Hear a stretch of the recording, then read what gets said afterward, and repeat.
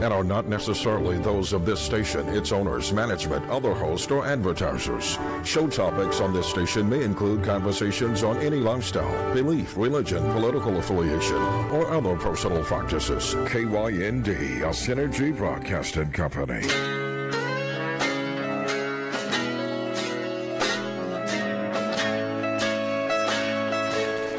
Welcome to KYND Radio 1520 Penn Global News. Good morning, Jesse McRae. Good morning, Mr. Rodney Woods. My man, J Mac. We're in the house today at KYND Radio 1520 Penn Global News. Good morning to all the listeners this morning, and also happy, what's the day? Thursday, right? Happy Thursday. Happy Thursday. Sometimes we got days mixed up. Oh, man. Jess and I are driving 3 and 4 a.m. in the morning coming from Dallas to get to Houston. Yes, sir. And Tracy, if you listen this morning, T-Mac, you know we're driving all the time, man. So you probably need to go ahead and get us an apartment down here in Houston. You and Antonio Davis need to put your money together and get us a place down here so we can be here Wednesday and Thursday. Executive suite or something. Yeah, executive suite. We take that. We'll take that. But good morning to all. Today is also kind of a tough day for myself and Jesse today. We lost a business partner of ours that was our first investor in Playbook Investors Network, Mr. Henry Jackson. Yes, indeed. Who's been a strong supplier of Toyota for the last 20-plus years, and when he passed on Monday. So definitely pay our respects to him and his family. And Henry was such a great man and a mentor. And Jesse, I think you and I just spent some time with Henry.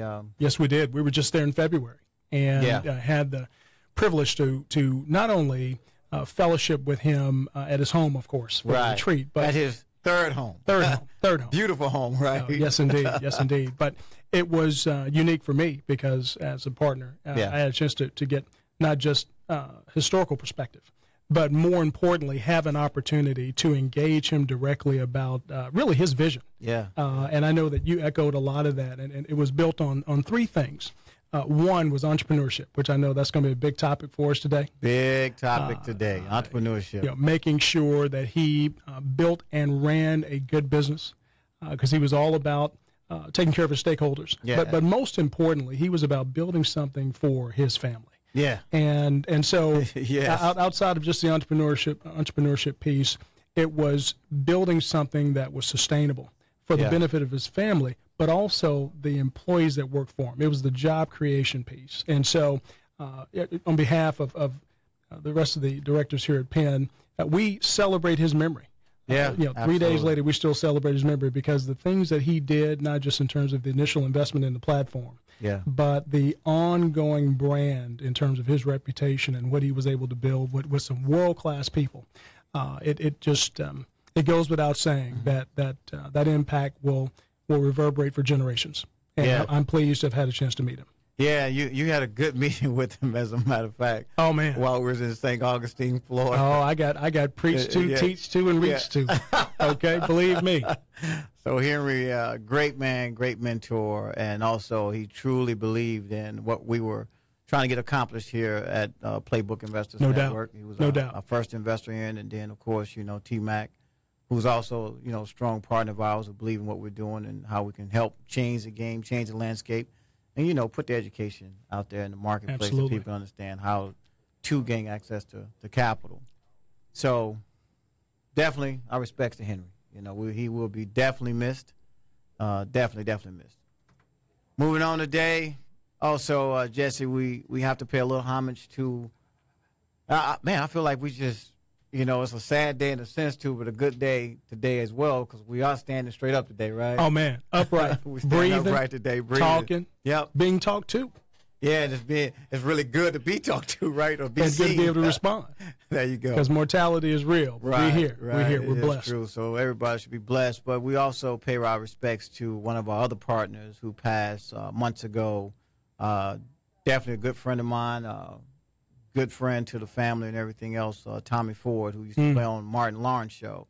And Tommy passed a couple of months ago from an aneurysm in his stomach, and he was a partner of Penn with us, and we pay respects to him and his family, too. Sure. One of the more memorable quotes is actually on our website. you know, and he was a strong advocate. Yeah. You know, I was a fan. I was a consumer of the platform. We were all a fan of Thomas. I mean, his signature line was, "Let's go down." Let's go down. You know, and but you know, as I came to appreciate just visiting with you and a lot of things that I'd read in the archives of a lot of the meetings that you all had, yet again, another individual that truly did care. Yeah. He refused to be apathetic, and he saw an opportunity to use his talents and use his platform to allow others to come to the table and learn and gain some visibility. And I'm sure that there are a number of people that had an opportunity to sit at his footstool and learn from him. Hey, man, learn from him. Learn from him. Because we consumed his skill on the big screen. Yeah. But there were a precious few of us that had a chance to really understand what he was about in terms of how he gave back to the community. Yeah, he did. And how he was all about the education and all about the entrepreneurship. Yeah. You know, so certainly to Tommy, you know, we celebrate his memory. And just continue to wish you know, his family nothing but the best on behalf of him. Absolutely, and we wish all those who've gone before us, who were strong entrepreneurs and strong business leaders. We wish all of them, you know, well in their families. Today's show, of course, Jesse, leads us into what we're kind of discussing today, and what we're discussing a little bit today is about, you know, what's the difference between an entrepreneur and a business owner. An entrepreneur and a business owner. That's something to marinate on. You know, there's a lot of different ways to go with that one. You know, someone is listening and saying, well, aren't they one and the same? Yeah. You know, I would say that they are distinctly different. Yeah, absolutely. Distinctly different. Absolutely. And I know we'll talk a little bit about that. But just as a preview, because we don't want to steal our own thunder for the remaining segment. Right. But if we contemplate the question of an entrepreneur, I would say, generally speaking, is a person that has a vision or a dream that at the very least, like we kind of suggested last week, it started out on a napkin. Man. The concept. The idea. Absolutely. That one thought that kept them up at night. All night. All night. Not just one night. Not just one night. All night. All night. Him or her. Him or her. So it's men and women. Men and women. It knows no gender. Right. But went from concept to napkin. Napkin to 8.5 by 11 tablet. Yep. 8.5. 8.5 by 11 tablet to whiteboard. Oh man, let's not talk about the whiteboards. About the whiteboards. so that's an entrepreneur. It generally speaking, is that person that takes that concept. Yeah. Now that business owner, again, we don't want to steal our thunder, but I think on the surface, that business owner is that person that maybe, just maybe, running a business with a primary goal to sell it. Oh man, hold on, Jesse. You gotta back up a little bit now. Hold on. You said with a primary reason for this business owner now, maybe, that owns a business. Dash. Okay. Just maybe. And this business owner built this business to sell it. Come on, Jesse. Maybe. J-Mac, come on, man. Maybe. Come on. You never know. Okay, Jesse. He built the business, or she built a business to sell it. I mean, the whole point is to raise enterprise value, right? Well, I don't know. We're playing devil's advocate today, so we're talking about the entrepreneur and the business owner. So to sell a business. Perhaps. Okay. So I went from the napkin, to paper, to the 8 by 11, staying up all night long, just trying to figure out, how do I get this entrepreneurship business that I've created? This vision. This concept. This idea. That I've gone through a full tub of Folgers coffee trying to digest, create, and write down. Jesse, I'm not drinking Folgers. I'm sorry. Green tea? No, not green tea. I do the regular tea. You do regular tea. Right, with the British style, Bermuda, just the British style. So you wanted them upscale. Yeah, upscale. Upscale, mate. You're top shelf. Top shelf. So what I'm trying to do, we're gonna come back to that. We're gonna come back to that, Jesse. We're gonna come back to my little half and half of creamer. Okay. And that's my thing, But the Folgers. But let's go back to your Folgers. So he's been up all night. She's been up all night trying to figure out, how do I grow this business? This concept. How do I get this to the next level? But more importantly, when I get there, how am I going to do all the things I need to do? And I don't have no money. Sure. Well, we need capital. Capital? How are we gonna get capital? Oh man, We got to go through that process. Oh, my God. That process keep coming back. How am I going to get capital, Jesse? This is the third week in a row we've talked about process. The process. I think Gwen is not here today, but we still talking about Gwen, the process, right? She's here in spirit. There she go. Okay. There we go. Here in spirit. There we go. She's here in spirit. So we're talking about how to gain access to capital, how I'm going to get this business to the next level. Sure. Also today, and we're going to get deep into this today for sure. Also today, we have a guest coming on today, Odell Wynn, a young brother who I've met, many years ago, graduated from, I think it was Tuskegee Institute down in Alabama. And Odell was, I think, a finance major, and I think he'll elaborate on a lot of things he did. But we used to call Odell Wynn the cleaner. The cleaner. The cleaner. Oh, man. Odell had built up a business. And that business was to go in and help, athlete entertainers who had some challenges and kind of wanted to know where their money was. Sure. And they would have Odell, the cleaner, come in and basically clean up everything that he doesn't or she doesn't know about. And it was very interesting, and I think Odell will be able to elaborate on a lot of that. And, of course, he's moved on and got into another business that he'll talk about today. You think he'll talk about his process for doing that? Yeah, we'll probably go through the process of what he had to do because that was some shocking moments of going in and clean up a business. Revelations. Or seeing the athlete who didn't know that, I hate to say this, that people were stealing money from him or taking money from him. Embezzlement's a strong thing. That's a strong offense. Yeah. But we did see this in real time, and, Bernie Madoff, is that his name? And that's exactly what he did. He made off with the cash. Yeah. He made literally. Yes, sir. Figuratively and literally. Yeah. But all humor aside, I'm looking forward to hearing that segment because I think one of the things that is lost in all the noise of being a celebrity is that you're awash in resources, and you may be for a while. Yeah. And you have a number of endeavors out there. But if you don't know the basis of accounting and have good fiduciaries around you, you'll come to the realization that you are probably broke or on the verge of being so. Yeah, and we definitely are trying to change that landscape. That's why we got, strong partners in T-Mac and Tracy McGrady. Indeed. And Antonio Davis. Indeed. And D&D Connection, Damon Williams also, and Doc, Darvis Patton. Doc Dat. Yeah, Doc Dat, yeah. Darvis, who these guys were in here on the first show, and they will be continuing to come back. As a matter of fact, I think AD, Antonio Davis, is back next week with us. Next week. And also, paying homage to AD now. He's traveling, too, from Atlanta, Georgia, all the way to Houston, Texas, to do this show. I'd love to tap into the Maryland miles.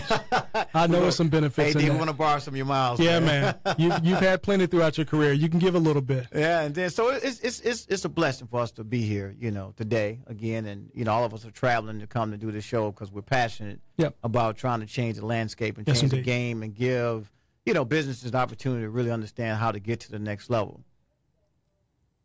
So what we're gonna do, Jay, Mac, we're gonna take a break here. We're getting ready to come back at KYND 1520, Penn Global News, Rodney Woods, and Jesse McRae. In a minute.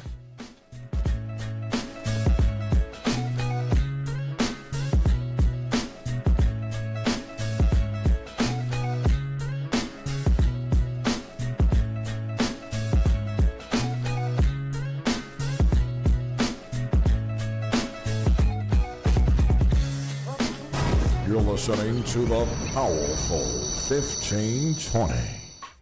KYND is not just talk radio, it's interactive radio. Powered by JStream, the future of broadcasting. Listeners now have multiple ways they connect to the conversation. Using a mobile device or computer, they are able to watch their favorite radio talk shows just like a TV program. They can call in during a broadcast, send instant messages as they listen live, or share a broadcast so all their friends can watch live on Facebook. KYND, it's about connection. It's about community. It's about empowerment. It's about you. The kind of talk that inspires change. Connect now at kyndradio.com.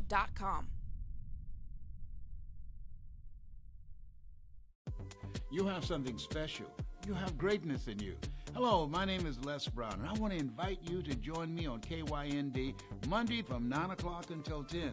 It's radio that is designed to help you to live your dreams rather than your fears. A lot of people are talking about what's going on in the White House. I say focus on what's going on in your house. We're going to teach you how to begin to overcome your fears, how to identify the goals that you want to achieve and make them happen, and how to begin to get negative, toxic people out of your life. You have something special. You have greatness within you. Listen to me Monday from 9 o'clock until 10 on KYND. You have something special. That's my story, and I'm sticking to it.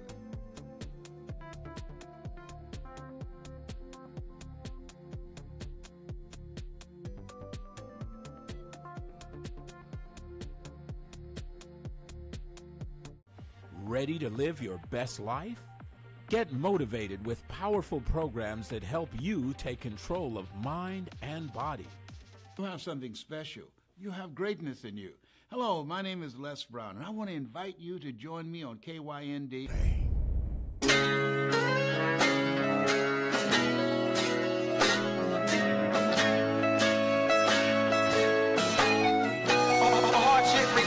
Welcome back to KYND 1520 PN Global News.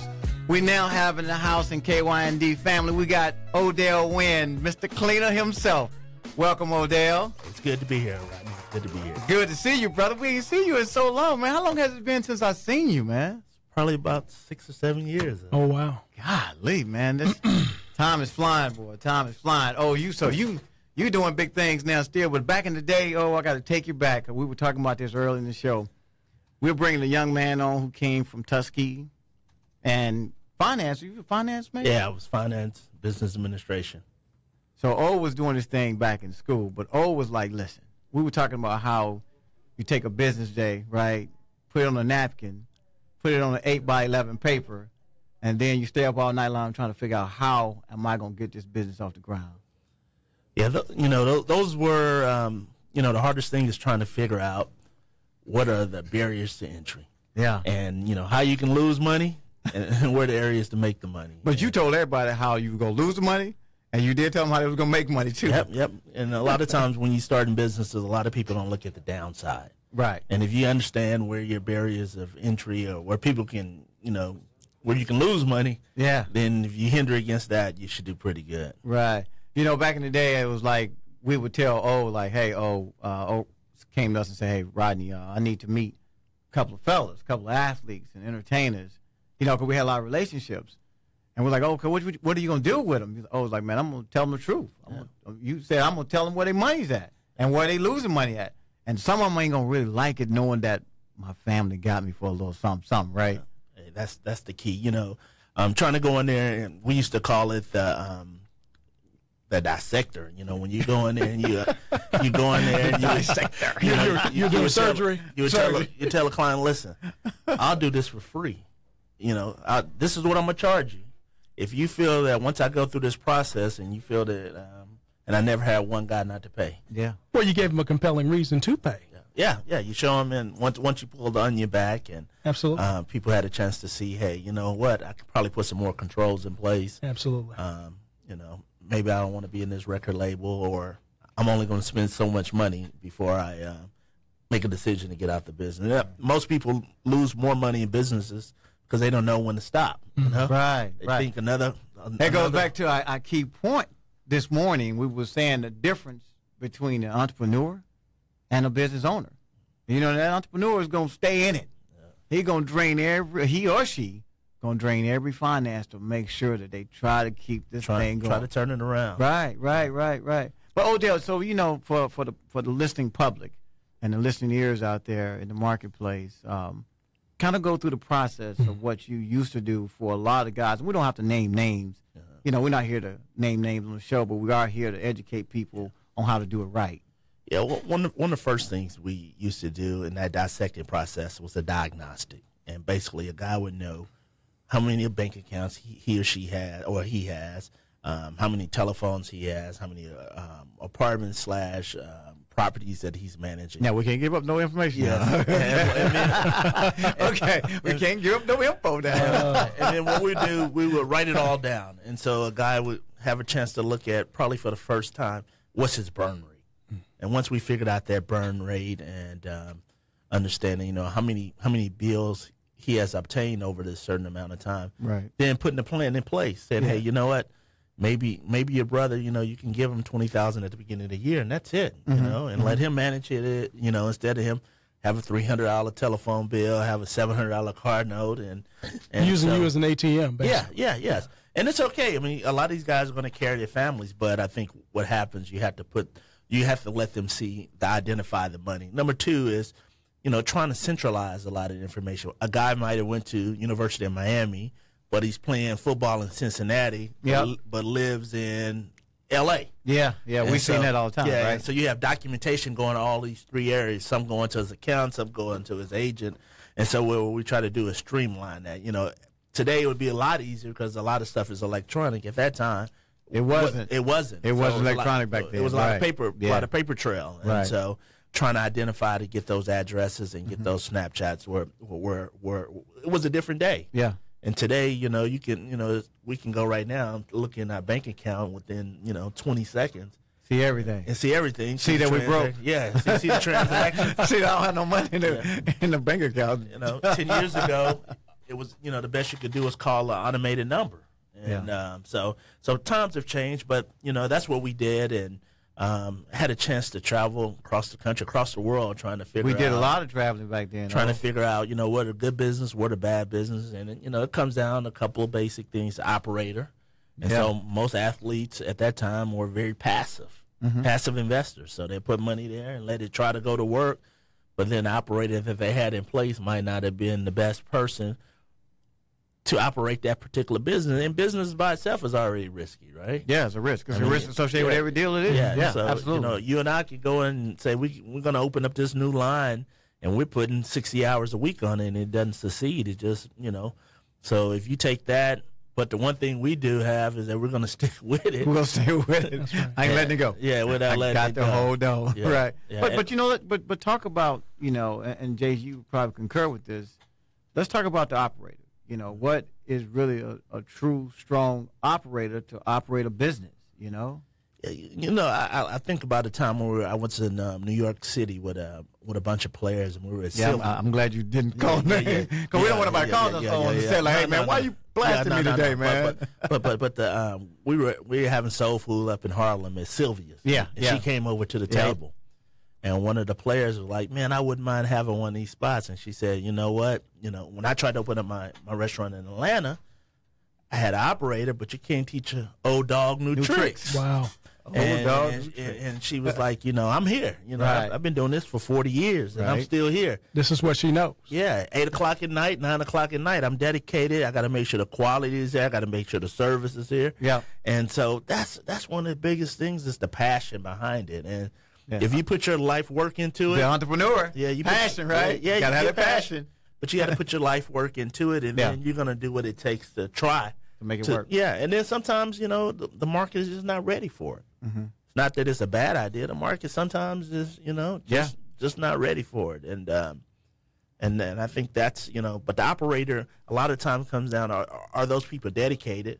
Is the market ready for it? And are they willing to put the time in? The athlete cannot put his time into that. He's busy. Into the operator. Right. He playing ball 6 months or, he can't NFL. Be there morning, he can't be there morning, noon, and night. Yeah. Yeah. Can't do it. Right. So you got to find that right person. And I think that's the key, to the resources.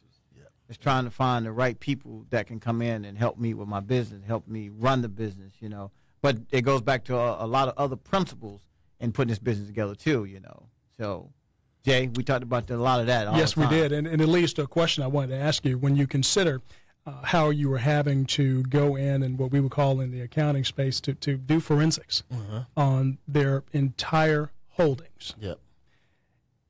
How difficult was it to have, not just to complete the process, which was necessary, but to have the kind of candor that is necessary for them to understand that this is the truth, substantiated with fact, to where it was compelling for them to make the right decision. How tough was that for you? Because you're playing devil's advocate. Yeah. You're saying, hey, this is gospel. Man, you do know that you really are talking to the cleaner. I understand that. I understand that. I don't know if he had any feelings at that time. No. I think you do. Like anything, you have to identify who the players are. That's it. You know, some players are closer to their mothers, uncles, or brothers. So there are sensitivities there. Yeah, girlfriends. And so one of the things, if you dealt with a player who had a living girlfriend with a child, you say, hey, let's start with the baby first. Let's make sure that we have the baby's properly insured, that she has a death policy in place to her or him. And then, we'll work on everybody else. And a lot of times that disarms that particular person, because they're like, okay, if it's a mother, say, hey, my first thing is make sure your son is okay. So if your security is to make sure your house is paid for, I think Rodney and I know of a basketball player. Yeah. Looked at his credit report. Everything repoed except Mama's Mercedes. Everything. And Mama's house. I mean, we know. We've seen everything. And so Mama was handling the finances. She let everything go but hers. But you go in there, and most people want, you don't get in there unless a guy's saying, hey, let me see. And once you open it up, and, the people around you, the accountant was the one who loved you because he had been chasing all this information. And so you said, hey, I'm going to streamline it, I'm going to open it up. And there are billable hours all along the way. Yeah. But mine was fixed. Okay. No, not you. You got the CPA. CPA. He was fixed rate. But the CPA was, at the end of the day, he or she didn't have the time to chase this guy around the country, and they were sustaining their businesses through another source. So wow.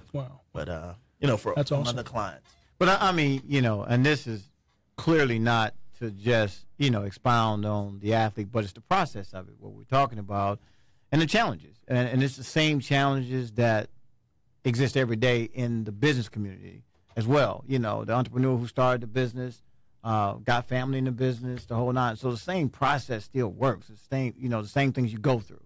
So you got to understand what that is. How you gonna get there? How I'm gonna do this?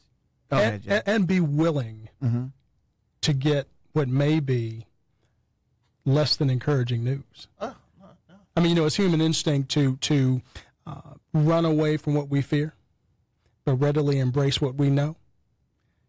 Now that right there, in my opinion, transcends accounting, finance, business, what have you. Right. We will run away from what we perceive that we fear. Right. But we will readily embrace what we perceive that we know. And in this context, it sounds like that there were athletes and entertainers that perceived that they knew their financial standing and where family members' loyalties lay at that time. But in the case of Mama, we clearly found out where her loyalties lay. But all humor aside, my question for you, as an addendum to that question, is when you have that conversation, did you find yourself more so guiding that person to take that first step? Because it's one thing to get the truth, substantiate it. It's another thing for them to act on it. Yeah. I go with one player situation. It was a record label, and he had invested into, and he believed in it. And I think the question was, is it okay to make that investment? My question was, when do you cut it off? 50,000. What's your exit? 100,000. Yep. And I know you believe in that. I mean, you're the one out here taking these hits, so you have the right to make that investment. My job is to help you make that investment. But when do you say it's too much? The return assumptions are out the window now. Yeah. At this point, we're in the red. We're in the red. I mean, burn rate has been redefined at this point. Yeah, we're in the red. Yeah. Okay. We're going there. We believe in the project, but it's and once you outline that, most players, So what we're gonna do? We're gonna take a break. KYND Radio 1520 PN Global News. We're here with Odell Wynn. We're gonna come back in a few minutes.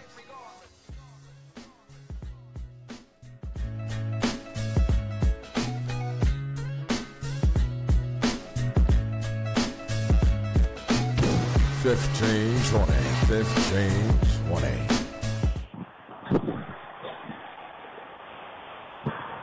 Learn how to get healthy and stay healthy.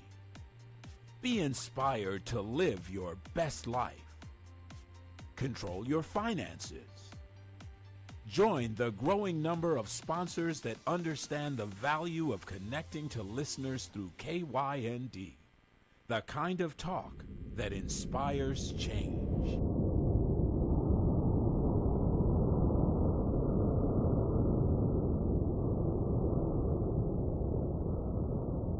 Download from Android or Apple device at KYND Radio. KYND is not just talk radio, it's interactive radio. Powered by JStream, the future of broadcasting. Listeners now have multiple ways they connect to the conversation. Using a mobile device or computer, they are able to watch their favorite radio talk shows just like a TV program.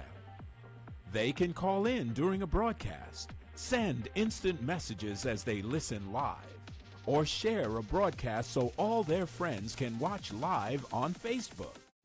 KYND, it's about connection. It's about community. It's about empowerment. It's about you. The kind of talk that inspires change. Connect now at kyndradio.com.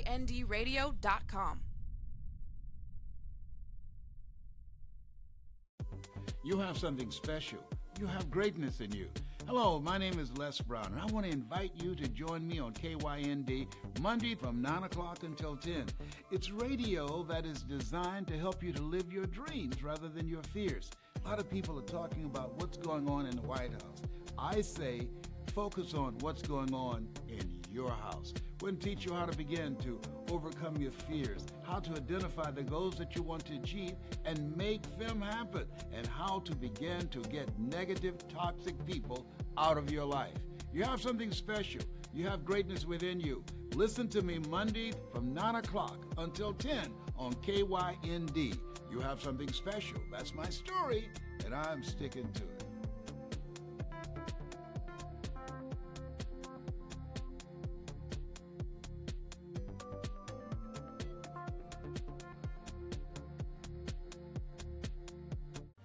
Ready to live your best life? Get motivated with powerful programs that help you take control of mind and body. You have something special. You have greatness in you. Hello, my name is Les Brown, and I want to invite you to join me on KYND. It's radio that is designed to help you to live your dreams rather than your fears. You have something special. That's my story, and I'm sticking to it. What up, world? This is Carl Mays, the King Motivator. Another day, another chance is getting ready to move to prime time. That's right. We're starting June 22nd, 2017, from 6 p.m. to 7 p.m. right here at the KYND studios. And guess what? It's going to be a live version. And we're going to have a special guest. Guess who it'll be? That's right, the unique people's pastor, Pastor John W. Gray III, and his wife, Lady Aventer Gray. Pastor Gray is under the direction of Joel Osteen. He's the associate pastor at Lakewood Church here in Houston, Texas. And they have the show on the OWN network, The Book of John Gray. That's right, you guys are going to be live in the studio, and you have an opportunity to be there. Make sure you log on to KYNDradio.com. KYND 1520 is a powerful 25,000-watt station that covers 175-mile radius of Houston and surrounding areas, and can be heard and seen anywhere in the world online through the mobile app powered by JStream. It's not just radio, it's interactive radio. KYND is the kind of talk that inspires change. Learn how to get healthy and stay healthy. Be inspired to live your best life. Control your finances. Join the growing number of sponsors that understand the value of connecting to listeners through KYND, the kind of talk that inspires change.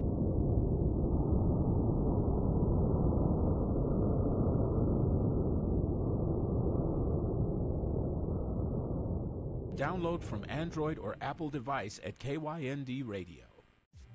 KYND is not just talk radio, it's interactive radio. Powered by JStream, the future of broadcasting. Listeners now have multiple ways they connect to the conversation. Inspires change. A powerful 1520.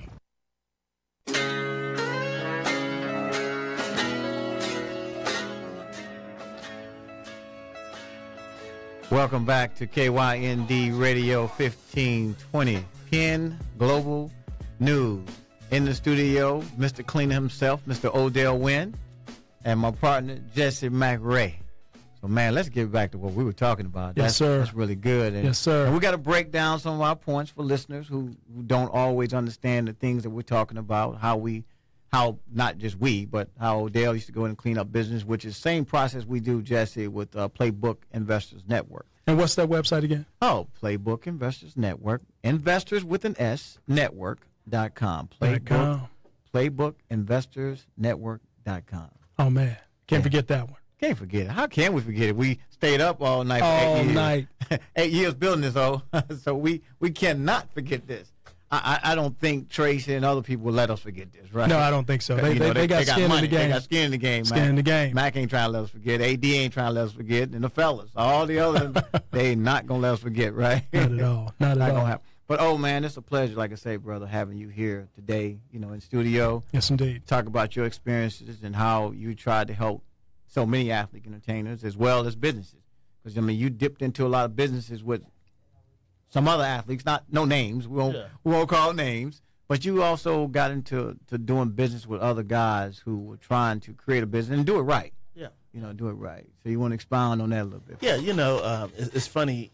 A lot of times when you're dealing with entertainers, a lot of people think those guys are going to stay inside those sectors. But we've had guys that going into development, hotel development. Yeah. Landscape architect firms. Yeah. Yeah. You go across the spectrum, and then you had some guys with some traditional mom and pop entities, restaurants and those kind of things. But did you see more of the fellas doing more restaurants and clubs and?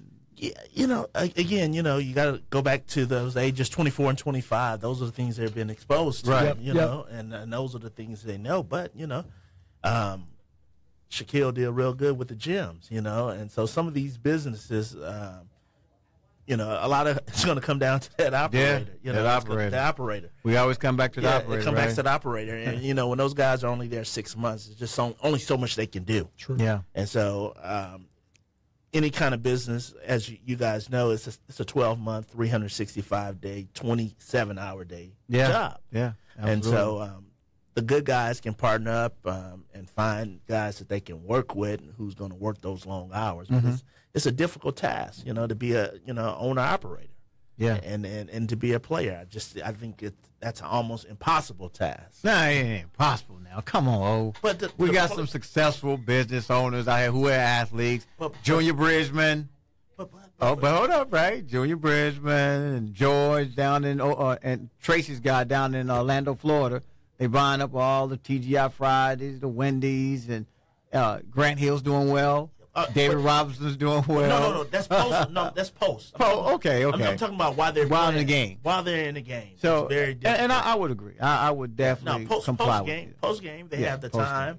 They can put the guys around, right? And they can, they don't have that dark hour. That's 6 months or 3 months of dark time. But you would almost say that it's really impossible to run that business while he or she is still playing sports. Yeah, I think that from my experiences that has. Now been you're a subject matter expert now, so we're not gonna question you. You know. I seen you at work. Yeah, you can get in there and you can be an investor. Right. You can be an active investor. Okay. But at the end of the day, your day job is playing that whatever sport that is or whatever entertainment you are. Yeah. And that's your primary business. Because that's your brand for 6 to 8 years. Yeah. Speaking of brands, it's amazing how some of the athlete entertainers are such a big brand, which, of course, I feel like we brand everything in the marketplace anyway, today. And if you just think back, we look at, I can't say King James, but LeBron James, and what LeBron did going back to Cleveland. And when he left Cleveland, when all the businesses was, very upset, mad, angry. But going back to Cleveland, the economy went back up. It's almost like everything else when you have a concert with a big name or you got a game with the Warriors playing Cleveland, you putting heads in beds. I see. Here you go. Heads in beds. You stirring up some bad blood, man. I still haven't gotten over that series, but that's another topic. I'm sorry. I'm gonna let that go. But I just clearly defining that, you bring a lot of revenue back to these cities. No question. Rodney, I think about when I lived in Chicago in 1996 when Jordan won the second three of championships. And for those 82 games, 82 games, right. Every bar, packed. In town, out of town, packed. Oh, yes. I mean, growing up here in Houston, you just, the Rockets, even if they're hottest days, you just, when they're away, they're away. Yeah, right. And when they're here, they're here. Yeah. But in Chicago, right, every bar. Couldn't even find a bar. Every bar. Right. Packed. I was up there with Ron Harper and Spud most of the time, hanging out. And it just shows you how much Jordan, and so when I looked at that Jordan effect in Chicago, then I turn around and look at LeBron, how all those restaurants. Right. And it wasn't just that the game is in town, it's game day. Game day. And game day, man, bars made money for those 82 games, and it's amazing. But see, these are the things that we talk about on the show, and we want people to understand that they should own some of this. How do we own it? That's the thing that we talking about the entrepreneur again, right? Who's on the napkin to the 8x11 paper. To the whiteboard. To the whiteboard and staying up all night long. But how do we own some of the things? And we don't have to own the bar, but how about we own the chairs that go in the bar? Napkins. Or the glasses or the napkins or the straws. Salt, pepper. Salt and pepper. I'll take it. Everybody got to have salt and pepper. You know what I'm saying? Or at least the shaker. Hey, man, it's practical. It's practical. I'm a practical man. Hey, listen, man, I definitely remember, and I think remember when I was running around with Deion and Sanders and Michael Irvin and Emmett and Leon Lett and Eric Williams. We had our celebrity basketball team, right? And we would have all these, it was called the Dallas Cowboy Hoopsters. So we played against every other NFL team. And that's how, I really come to know so many NFL players and stuff. But we played every NFL team. But when we get to the arena playing a celebrity basketball game, it's 20,000 fans in this arena. I'm like, man, how can we, get this going? How do we own this type of stuff? But I got to thinking when I got in the game and got into this diversity game, well, wait a minute. There's 20,000 fans in the arena, but how do we own these chairs that they sitting in this arena, right? How do we own all the cups that's being served, Pepsis and beers and all? How do we own a piece of that, which I know we can now because we know how now, J-Mac. Little salt shaker, pepper shaker. We're not owning sugar shaker, cinnamon shaker. Come on, Jay. Hey, man, all the spices on the table. All the spices on the table. Odell, so it's like you think about all those things. So it's like, how do we teach everybody how they can own those type of things, KYND, Radio 1520, PN Global News, here with Jesse McRae, Odell Wynn, Rodney Woods.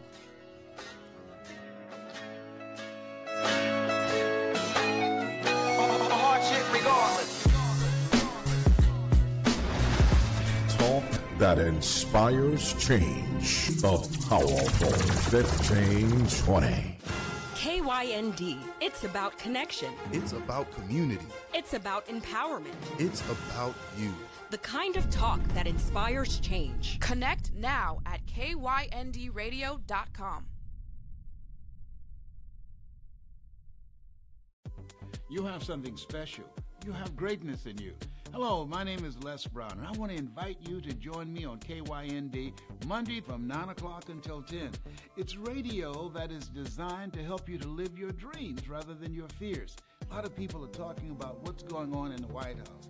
I say focus on what's going on in your house. We're going to teach you how to begin to overcome your fears, how to identify the goals that you want to achieve and make them happen, and how to begin to get negative, toxic people out of your life. You have something special. You have greatness within you. Listen to me Monday from 9 o'clock until 10 on KYND. You have something special. That's my story, and I'm sticking to it.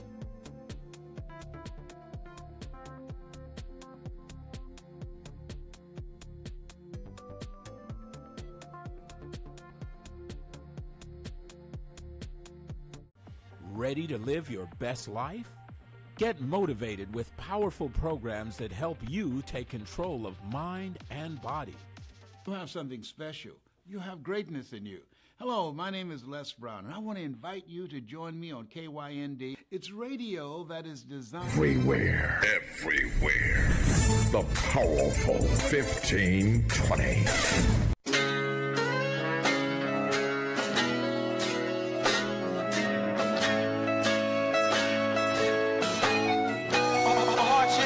Welcome back to KYND Radio 1520, PN Global News.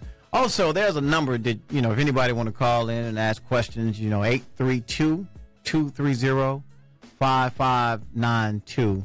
That's 832-230-5592. KYND Radio 1520, PN Global News. Here, Rodney Woods, Odell Wynn, and my partner, Jesse McRae. Yes, sir. So we were just talking about, the finance of things. So we're going to kind of kick this finance thing off and talk about, how that works. Big O. Most businesses in America you can buy with 20% equity, and you can dad them up. Now hold up. Now we have to break things down. Yeah. So 20% equity. Yeah. What does that mean? Cash money. Cash. Okay. Money. And a lot of times, and then the $80%, you get to ask for banking. You can put some debt on it. Right. But a lot of times we have problems coming up with that 20%. Oh, man, cash. We do. And we're not even going to get into, the typical way we go about trying to entice investors. We're not going to talk about a capital asset pricing model. Okay. We're not going to talk about the quantitative metrics like looking at weighted average cost of capital. We're not getting into it. Yes, come on. Tone it down, Jay. Tone it down, Jay. Real fundamental. So that cash, the biggest thing is the access to the cash. So what would be what's been your observation in terms of the mitigants to accessing that cash? And then what would be your guidance as far as how to go and ask for that cash? Because last week, remember, Rodney, we talked about it. The biggest problem is asking. Closed mouth won't get fed. Will not get fed. If you don't ask for the cash, you ain't getting no cash. Believe that. But you got to know how to ask, too. Yeah. So you just can't we just can't create that business on paper and walk in and say, hey, just give me some money because I can make it work. Yeah, and as you know, the old adage is most people who have money don't need the money, can get the money. Absolutely. And, the ones who want the money, who need the money, can't get the money. Now, that sounds like something we've heard. We say it's easy to get a job when you got one. Yes. It's but a subject for another show. Subject for another show. Because we're talking about job creation. We got the job creation. We believe in the job creation, and what we're doing, it is a truly job creation. Yeah, well, access to capital is the key. And like I said, 80-20 is, 80% debt and 20% cash to buy a business. Right. But most businesses in America can be bought with 35 to 40% cash. Mm-hmm. So if it's $1 million business, if you walk in there with $400,000, you can probably get a bank to give you the other 60. But if you go in there with $20,000, that's probably where the problem. That's the problem. Now, there's some ratios that I mean to interrupt. Break it down. Break it down. 35%, 40% down, cash. People buy. People will sell. Banks will. They feel that you got enough skin in the game that even if you go in there and mess it up, hopefully you got enough assets that they can take back. Now we got to talk about the assets. What are they going to do with those? How are they going to use those assets? Because it's one of those 5 C's of credit that we all know, we've all studied, called collateral. So talk a little bit about that, because we know that that's essential. If the business goes bust, it has assets available to be monetized in the case of recourse. Yeah. And that's why the more cash you bring and put down, the more the easier a bank will give you money. Wow. And so just to make it plain and simple, the more cash you have, the less debt you have to get. The bank has less risk. Leverage. It's all about risk. Yeah. And so the least amount of risk, and the more cash you put up, the more risk the bank it desensitizes their risk. Right. Absolutely. So, but 40% cash in America buys most businesses. But what if? What if? Here we go. I only have 20. I got 20. I only have 20. I mean, this is cash and equivalents. Okay? Right. I mean, I got a CD that I've been sitting on forever. Mm-hmm. That's been accruing 11 basis points a day for 6 years. Now, Jesse, you got to break them bases down. I'm getting ready to redeem. Break it down. Okay.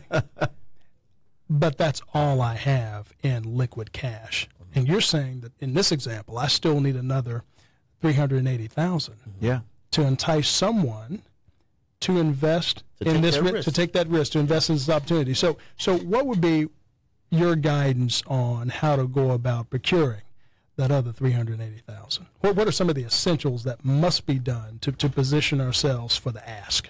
I think I'm trying to get in there and put a business plan together to understand the risk, so I can go to my uncle, go to my friend, and ask, would you be willing to take this ride with me? So we've gone from concept to napkin to whiteboard to business plan. To a business plan. Okay. To a business plan. Okay. So we got a caller coming in. I think it's Cecil. That's excellent. Cecil, how you doing, sir? Doing fine. How y'all this morning? You know, y'all are giving out some real good information. Thank you, sir. I want to add something to it. Sure. I had a relative who purchased a business, right? Yes, sir. And this business was a nursery. And, you know, of course, they buying the place and all the assets, you know, chairs, tables, all that stuff. Yes, sir. I'm just going to throw a figure out here for simple, let's just say if a person was charging $30,000. Mm-hmm. And my relative had bad credit, okay? Okay. But my relative, I loaned them some money and somebody else, gave it to them. They paid it back. They said, look, I'm finna go in this bank, see if I can get them to finance this place. Mm-hmm. Let's just say if it cost $30,000, they would have needed, 20% of that is how much? $6 grand. 6,000. $6 grand. Mm-hmm. They had bad credit. We arranged for them to walk into the bank with $15,000 cash. They said, I got 15. I need to borrow 15. Yeah. It took that bank about 20 minutes to put that together to loan them that money. Absolutely. The fella say, even with your bad credit, you coming up here with half of it, that's a no-lose situation. Can't lose, right? Okay? You got skin in the game. And by doing that, they was able to get their credit, not necessarily, y'all know about that yes, sir. Stuff that I do, but they were able to use that to parlay it into, hey, look, I done got this financed and all that kind of stuff now. But I like the way you just said it, skin in the game. In other words, if you got enough down payment to put down, well, the bank going to be ahead even if you don't pay a dime. Exactly. Yeah. Exactly. They going to roll with you. Yeah. Okay? I mean, you right on point, Cecil. You right on point. Yeah, because they say, man, my credit is horrible. Yes, sir. And I was with them at the bank when the banker said, well, if you put 50% down based on what this place is worth, I ain't going to even run no credit check. That was a good bank. That was a good bank, right? Oh man, that was a diamond in the rough. That was a diamond in the rough. Oh my goodness. Let me say this. Yes, sir. Even though he said he wasn't going to run no credit check, he did. Okay? Okay. Of course. But even with that, now he was just saying that was just his hyperbole, and that we won't fit. Right. But he said, and even after he did, he said, I see why you came in here, lady, with 15 grand. There you go. Exactly. He said, but we going to finance it. I said, well, hey. I'm right there with her. I said, well, hey, we can just take out 15,000, go somewhere else. So, no, you ain't. Look here, he started to tackle me when I got to walk out there. Oh, no, you ain't. I'm just letting you know what's going on. You think I'm going to miss this, buddy? Man, sit back down. Let me get these papers together. Right, let me take care of you. I say, how you know your supervisor going to approve it? Right. He say, because if he don't approve it, I'm going to jump on him. But I lose my job. I don't know how much money he made out of it, but his attitude, oh, no, he going to approve it. Yeah. Right. Now, Cecil, thank you. Now, that was about 20 years ago. Does it still work that way today? It'll work every day of the week. I think, you bring 50% of a business asking price, if the books can lay it out, I think 50% in America gets the deal done. Even though you got horrible credit like that, 50%, because what you have to look at, most banks will loan 65 to 75% of the business. And so if you bring in an extra 25% cash, then they know that if they have to, don't get me wrong, they're gonna tie you up. They're gonna probably have you in an operating agreement, and if you can't meet certain numbers, they're gonna ask you, to step down. Right. And that's understood. We'll get our guy in here, but from my 20 years in the business, I've found out that 35-40% will buy most businesses. True. And 20% is hard. It's hard to find a lot of deals with 20% because the bank has to be willing to take the 80% risk. And that's where the deal starts at 20%. But if you're bringing 35 to 50% in America, those deals get done. There is a bank. As long as that business, if that business is worth $1 million, they're selling it for $1 million, you bring in 500,000. There is a bank that will give you $500,000. And the thing that we try to teach and educate, Cecil, and thank you for calling in today and your questions. But what we try to make sure that we have people to understand. I mean, there's a risk associated with every deal, but like Odell is saying, you bringing in that type of money to get that money, you're gonna be okay. But we do try to stop you from losing your business. Because if you don't meet those payments and you don't meet those milestone coupons back to that bank or investor or anybody, default remedies, then you're subject to lose that business. And those are the type of things we're trying to stop and trying to educate why and how you don't lose that business. And we try to keep people in between you and that bank. That's why we have relationship managers helping you through the process. But Cecil, thank you so much for calling in this morning. That was good. Cecil's all right. Cecil's like, hey, hold on, man. I took some money in this bank. Yes, he did. 15, man. I got this deal. No, that's the bank gonna do it. But we got to talk about these type of banks that'll do these type of deals. And we want to bring a lot of subject matter experts to the table to also expound on what they're doing and things they look for in all these businesses, how they get money from the banks and the investment platforms and the family offices that we've been meeting with around the country. And we have a lot of investors on our backside of the portal, right, Jay? Yes, we do. And the biggest part of that, again, we talk about the back end with the financing. We're talking about that larger investing public. And I know we'll come back after the segment. Yeah. We're going to get back into KYND Radio 1520, PN Global News.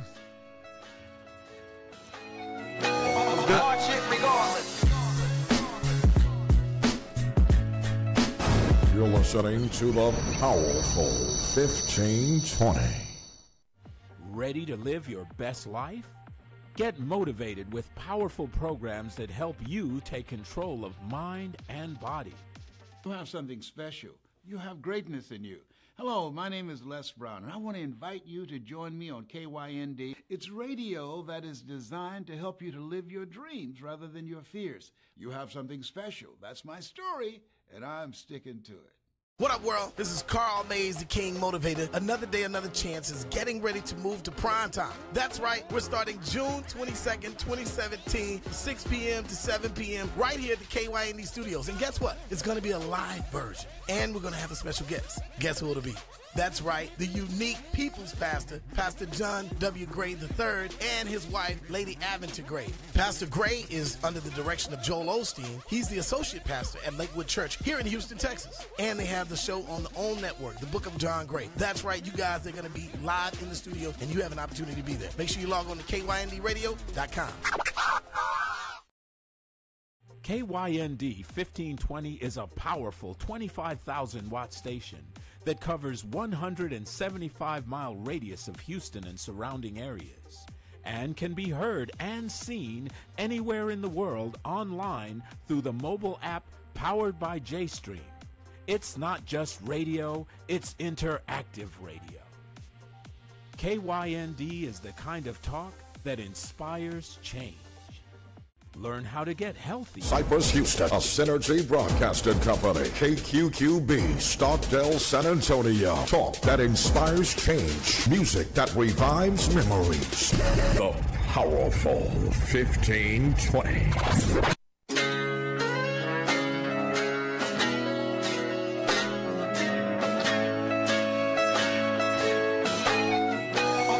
Welcome back to KYND Radio, KYND Radio 1520, PN Global News. Now, also, go out, and Cecil, you too, you and all your friends, you guys go out, and ladies go out, look at www.playbookinvestorswithanSnetwork.com. Hit that again for me, Jay. www.playbookinvestors network.com. He's so elegant, right? It's all about the delivery. It's all about the delivery, okay? I'm like, J Mac, hit that for me again. Jay got a rap song he created too, some other things in the pen. No, we're not coming off the dome today. Hey Odell, we don't want you to come in there. No. We're not coming off the dome today. This was going to go in the archives. Okay? I know, right? I know. But please go out and visit us at www.playbookinvestorsnetwork.com. Phone number here at KYND Radio is 832-230-5592. That's 832-230-5592. If you have questions, please call in, and we'll try to expound or give you an answer on your questions. Feel free to call us anytime. There's a guest in the house today again, and like I said, it's the cleaner. The cleaner. Such an honor to have Odell here. Long time. Hadn't seen him in such a long time. I don't want to talk about how many years. I don't want to tell his age or mine.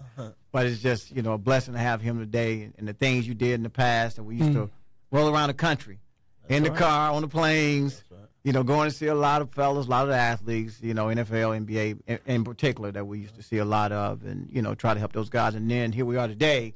We built a platform and playbook to try to help a lot of businesses understand, how to yes, indeed, do the right things to get to the next level in order to gain access to capital. And those are things we're passionate about. And, and it's also another blessing to have your partners in T-Mac. Also, another congrats out to Tracy going to the Hall of Fame. Hall of Fame. Hall of Fame, yep. Right. T-Mac is going to the Hall of Fame. I'm going to. So, Tracy, go ahead and get ready. I'm coming, bro. I was going to say, that sounded like a solicitation for a ticket. Yeah, ticket. Okay. I'm asking T-Mac for a ticket. You trying to get there or get in? No, both. I'm doing, he going to get me there, and then he going to get me in. So, if y'all want to go, anybody want to go, let us know. We'll talk to T-Mac. How about that? I want to go. Let me just go and put it out there right now. You want to go? I want to go. Hey, you in? Hey, I can always use another. Okay. Hey, man, always. So, we're putting pressure on T-Mac. And then if T-Mac don't get this, let's just talk to Antonio Davis. He can help us out, too. What do you think? I think so. Membership has its privileges. It has its privileges. But anyway, again, so much to be talked about, so much to learn, so much to be educated on the process of how to get to the next level.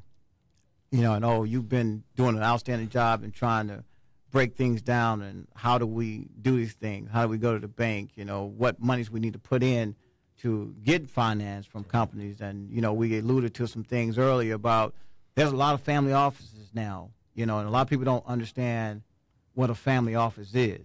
Jay, you want to tell them what a family office is? A family office, generally speaking, is the same as a public fund or any other institution that has a governing framework. Right. They're recognized by their state. Mm-hmm. They are recognized by regulators that govern the participants in the industry. Right. And there is a resource to the investing public. But by and large, a family office, just as a standalone institution, represents the interest, normally in the form of limited partnership risk investments, on behalf of a family vehicle, or a vehicle that was created initially by a family, but continues to procure a pool of assets to invest in a wide range of risk opportunities. Right, sometimes in the form of private equity, whether it be venture capital, if that's a part of their investment policy, mezzanine finance, if that's a part of their investment capital. Maybe they have direct investments by way of limited partnerships. Absolutely. But they're governed by a framework, normally an investment policy that is governed, managed by an investment committee.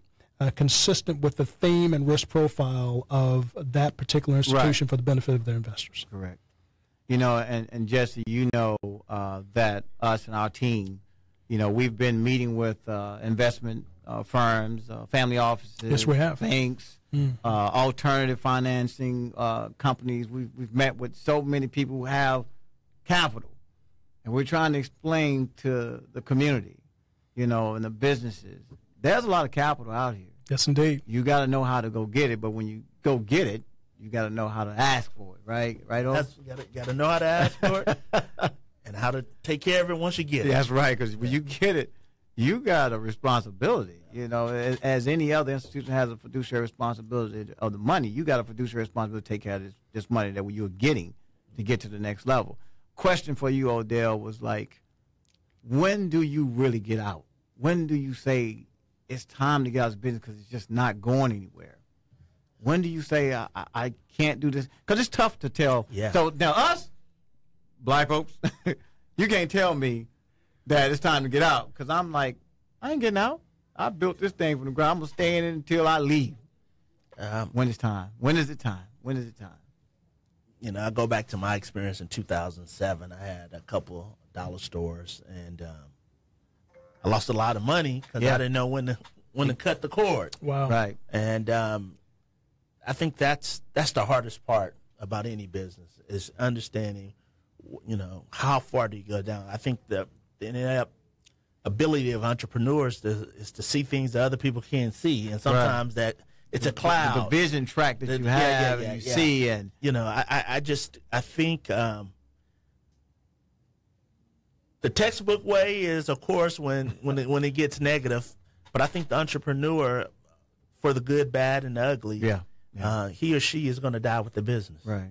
And I think, and I just don't have a better answer to that. Most of the times, your bank's going to have covenants or things say, hey, you got to have this much cash. If not, we're going to come take the keys from you. And that's a good thing, you know, because the bank then only going to let you go so far, you know. So they're going to stop you from bleeding. They're going to stop you from bleeding. They're going to come in. They're going to bring some new management, going to pump some cash.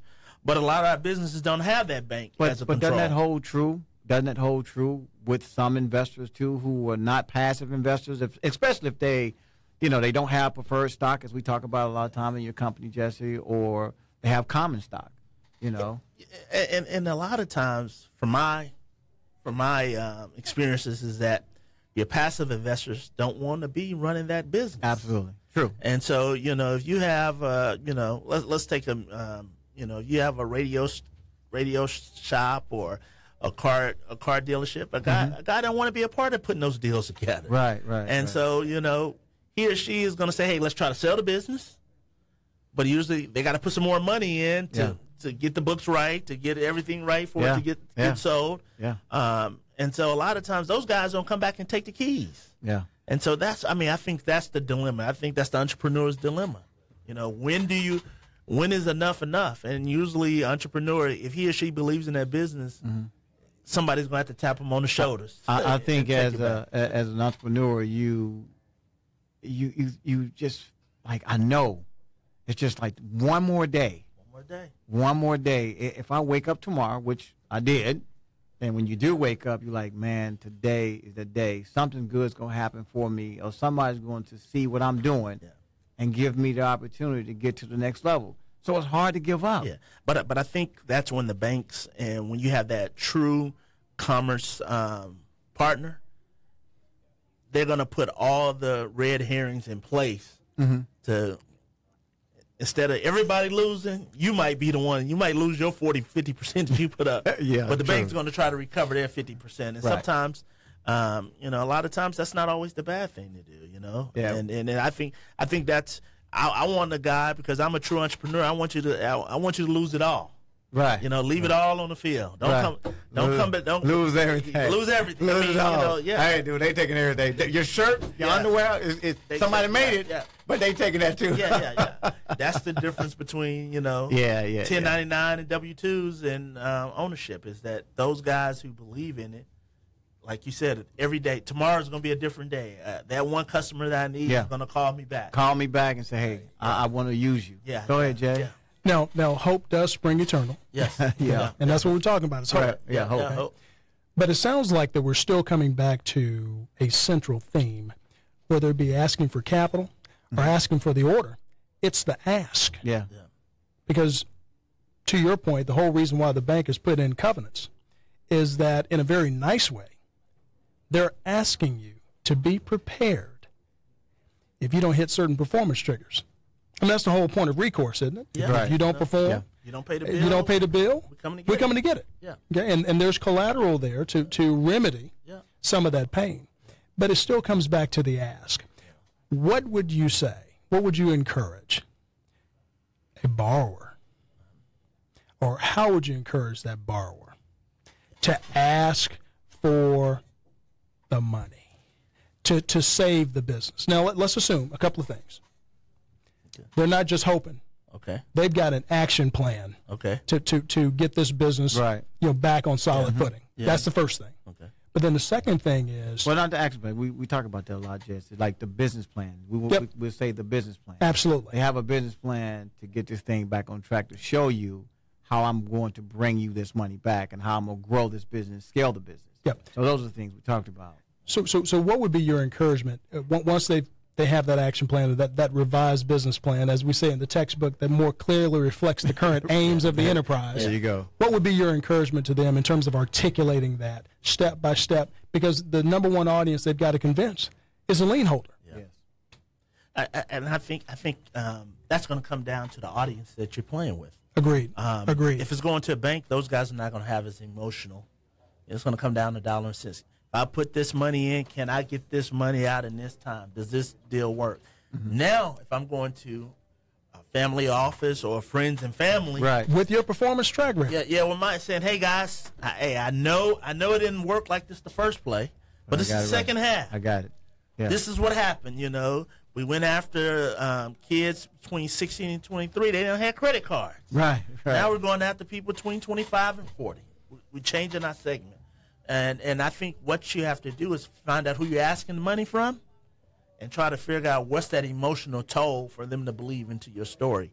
If you go into a commercial bank, those guys are going to look at risk. How safe can I get my money out? If I put another $100,000 in, are we buying inventory? Or do I give you the money once you get it? You get the sale, and that's when you start the factoring and all this kind of stuff. And never mind the additional leverage that's going on the balance sheet. Because all those other metrics kick in. Right? Absolutely. And now am I coming in equity? Am I going to hold the inventory till we get paid? So it's just trying to put something by the banker down the street or Uncle Joe to say, hey, Uncle, I need you to believe in me. And Uncle's going to have all the questions. Well, you don't like to wake up early. Yeah, you don't get up, man. You don't want to get up. Uncle, now you got to get up early at 5:30 in the morning. So I just think, it all comes down to the audience. If you're playing to your mom and dad, to your uncles, that's one audience. If you're playing to the bank, that's another audience. If you're playing to a friend's family, that's a whole different picture. And it does go back to the audience. It does, because I recall talking to an investor at one point with Penn, prior to our partner, Henry and Tracy. They wanted to give us $10 million. I think I told you about this yesterday. They wanted to give us $10 million. But the lady clearly told me that, hey, you're going to be working for us like 24/7. If we give you this $10 million, you are definitely going to be working 7 days a week. We own you. We own you. And she told me that, and they was trying to entice us, like, well, you need to take more because we don't want you to come back for another capital call. Because what it's going to take, Rodney, for you and your team to get to this next level, you need 20, 25 million. But she said, but I'm going to give you 10, but you're going to work for this 7 days a week, and can you do that? And I was like, she's serious too, right? No. I'm like, no, I can't do that. I got to at least sleep 2 hours at least a day, right? I can't do it. But, it wasn't the right situation for us because now all capital is not the right capital. All capital. I can take you to a story. We were going to buy. I had a client. We were going to buy some quick service restaurants. Church's Chicken. Yeah. Oh, we talked about that. Yeah, we talked about that. And at this time, you used to could go into a market and you can get the master development, and it didn't matter if you say you're going to build 20 stores in the next 18 months and you only did 3. It didn't matter. Right. Well, at that time, American Fried Chicken, which owned Church's, Popeyes, and a couple other concepts. They had went public. Right. And so they were going to Wall Street saying, hey, we're going to open up 100 stores the next quarter. And we have the Odell Wynn development team down in Texas that's going to build 15 stores. The ambitious headline. And so the sizzle. The sizzle. They said, you know what? No longer. If you don't develop those stores, you got to get us $60,000 per store that you're behind. A quarter, Wow. Because they were saying, hey, Wall Street is expecting this revenue. Absolutely. Right. Our average store does $750,000, $60,000. We have to show that projection. And they said, hey, we're going to give you this loan, but we're going to tie you into this loan because Churches is no longer letting their developers not develop stores that they were on the development schedule. Wow, right. And that changed the whole deal. Wow. Okay. Changed the whole deal. All right, we're going to come back in a few minutes. KYND Radio, 1520, Penn Global News.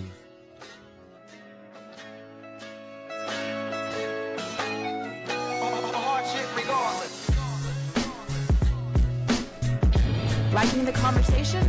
Tell a friend to tune into KYND, the kind of talk that inspires change. KYND 1520 is a powerful 25,000 watt station that covers 175-mile radius of Houston and surrounding areas, and can be heard and seen anywhere in the world online through the mobile app powered by JStream.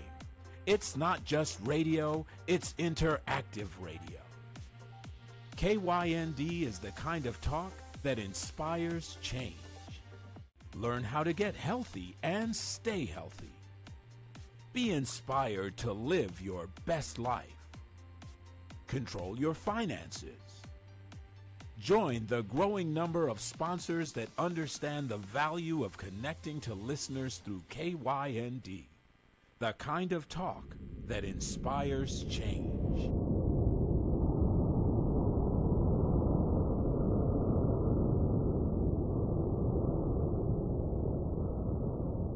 Download from Android or Apple device at KYND Radio. KYND is not just talk radio, it's interactive radio. Powered by JStream, the future of broadcasting.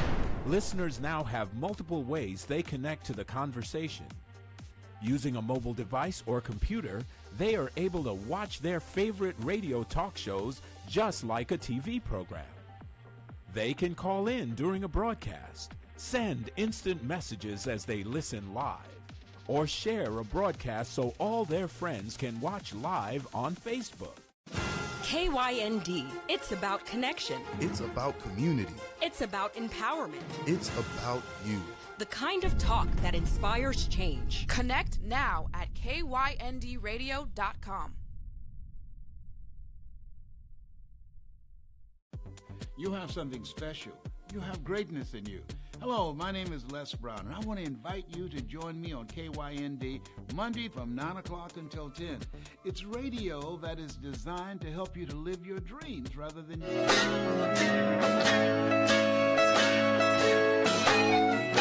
hardship regardless. Welcome back to KYND Radio 1520 PN Global News. Go to www.playbookinvestors with an S network.com. You can call in to the line 832-230-5592. That's 832-230-5592. Man, we're having such a great dialogue. Yes, indeed. Man, it's incredible, you know, and it's a blessing for us all to have, you know, three voices here and three opinions and three experiences to talk about the things that we talk about, because we're trying to be the voice for the community. We're trying to tell the businesses and show the businesses. We don't want to just talk about all the things that, you know, all our experiences. We want to be able to show you how everything works. So please go out, visit www.playbookinvestorsnetwork.com. And this is part of things, Jesse, that myself and you and Tracy and AD and all of our partners, you know, Henry Jackson, the things we built, you know, we wanted to build something that would teach you how to actually get to the next level. If you really need a business plan, we have our service providers, our partners who are strategic partners in the portal that do business plans, or they do PPMs.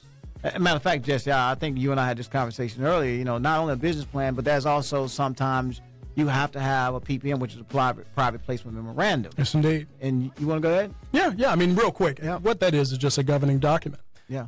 It clearly, whenever you are, as an enterprise, going out and soliciting the investing public for risk dollars, and that's what this is. Yeah, risk. Now, everything's a risk. We like to couch it as an investment opportunity, but you know, we're asking them to participate in risk. True. And it's just a governing document that is designed under certain regulations. More specifically, Regulation AA+, for a certain demographic of investors, to articulate the characteristics of the opportunity, what the business is, what the risk entails, also the various, for lack of a better word, covenants or provisions associated with the investment. But the most important part of that PPM is that it is supposed to, again, clearly outline what the opportunity is. Because if you don't have a governing framework, or in this case a document, that is by securities regulation given to an investor at the time of solicitation, You what was that? Oh, qualified investor. Absolutely. We do have to qualify investor. Yeah, have a qualified investor. And there are certain institutions I call qualified institutional buyers. Yes, true. But if this is not delivered to them at the time of solicitation, the entity as the issuer is in violation. Is in violation, right. The third party that was soliciting on their behalf is in violation. Right. But at a very basic level, you as an investor and or your fiduciary third party that you have enlisted to help you understand the risk and see whether or not it fits your risk profile, they're in breach of their fiduciary responsibility because they have not gone through and read through the particulars of that document for you to understand that risk opportunity. Right. So it's just a document that we send out that you got to have. It's part of the process. Yeah. You can't shortcut. Right. Okay. And O and I both we in church. Hey man, Jesse. Hey man, brother. This is not a prayer club. Prayer club. Not the prayer club. But Pastor Bob, right. We're both like, yep, you're right. This is so true. But I mean, this is what we're about. And this is what we're about. We're about trying to educate and provide that knowledge. And we did build a platform, to help a lot of businesses understand how all this works, whether it's a business plan or PPM or your succession planning, when something happens to you or your key man insurance, it's important for you to have your website, or a web app that fits on, most corporations going to look at you on their phone. They're not going to go back to the office and look at you on the computer. It's really not going to happen, but most time if you're at a trade show and you're talking about your business and what you do, they're going to look at it right then and there. Like, real-time access. Real-time access, absolutely. Very so, important. I mean, it's all of those things that need to happen, and that's why we have so many strategic partners, which in the future show we'll bring on partners. 1 week may be just talking about business plans, and 1 week may be just talking about succession planning. And 1 week is talking about key man insurance. Audited financials. Can't get past the accounting. Yeah, and gotta have it. We're going to have we just had great conversation with our company, Hoskins, out of Nashville, Tennessee. That's our accounting firm inside the portal that's helping companies on the audited financial side. And there are other services that are being rendered by our partners, but these are the things that we're doing, and I know that we're doing the right thing. I mean, we feel good about it, wake up about it. We do stay up 7 days a week. Oh, man. Trying to make sure we get it right, get through this thing and make sure everything is right. And we get our phone calls from AD and Tracy and others like, okay, man, we need to hurry up and get this thing right. Oh, yeah. But, I mean, this show is comprised of talking with corporations, who give us the opportunity to work for them and work for their Tier 1 suppliers and their Tier 2 suppliers. There's layers to these major corporations. And, you've seen it all. You've been out there to see the corporations, and it's not easy. And I think you and I had a conversation. It's tough because I got a contract with X, but they don't want to pay me to 120 days. Yep. We just talked about this. Yep. And with that, you got your cost of capital. My God. And so you have these big companies that basically want the little guy to finance them. Yeah. And it just can't happen. The profit just is not fair. And so what a lot of companies do, instead of taking a 60, 90, 120-day pay, say, hey, we'll pay you in 5, take a 2% discount. Oh, yeah, I just experienced that. We took a payment from a company. We won't really call the name. Oh, they will go unnamed. They'll go unnamed, but we took our payment early, and we got it in 5 days, but we paid for it. Yeah. But you say, I did the work already. Why am I paying for my money? Yeah. No. I really want to say some bad thing. No, I'm just kidding. But no, that's and part of the procurement department, treasury. That's how they try to make a little bit more money. They have the money to pay you. Yeah. They just they can get 2% off the top. You know what they're doing? They're redefining accrual accounting. Is that right? I think they're getting float off of us. Are they trying to be a bank? We don't know, but are they trying to play one of the bank games? I don't think they're reporting it in their numbers, but yeah. Yeah. So now you're saying that their earnings are understated. Yeah, well, they already got the product. Already got it. They got the product. Yes. They've been billed, and now they want to wait 90 days. 90 days, and here's the deal. Because the 90 days don't start once you buy it. No, sir. 90 days starts once it's in their possession. Absolutely. Now, this is why we talking on KYND Radio today at 1520, and that's why we're PN Global News, because we're trying to bring you the education. We're not trying to, throw companies or corporations under the bus, but we're just here to tell the truth and make you understand how all this works. It's a game being played. Yes, it is. It's a game. I mean, we're calling ourselves the game changers as well. But that's what we got to do is change this game. Yeah. And when we talk about business in 60 days, I just give you a little. If a company, and I'm just going to make AT&T buys some telephones from us, and we have to go buy them from China, buy them from whoever, right? And we ship them to New York. Well, the guy in China might put us on 30 days. We might have to pay cash for them. Well, we can't start our payment until that product. So it comes from China. We buy it in 12 days. It comes across the water. Absolutely. We get it at our establishment. Then we ship them to New Jersey. Gets to AT&T. We're 17 days in the payment cycle on our cash. Oh yes, right. AT&T gets them on Friday. Nobody puts it into the system to Monday. Now we're at 21 days. Yep. And now on the 21st day, down. they finally put it in, but the guy's sick. It don't go into Tuesday. Man, let's pass around off and trade. This is where the organ comes in. This is where we got the bridge. And so now we're 22 days from the day we bought it. It's at the customer site, and that's when that 30, 60, and 90 day starts. Wow. And so now, if you're lucky and got 30 days float, you're starting to pay interest in 8 days. Yes, sir. Mm-hmm. Absolutely. And you still have 52 days in this cycle. Absolutely. So I mean, and it's the dilemma of business. Yep. And trying to figure out how can you get paid a little bit quicker, but also trying to, and we call it lead time. Lead time from when that bill actually starts. And so that's the entrepreneur's dilemma. Wow. Yeah, it's a dilemma, man.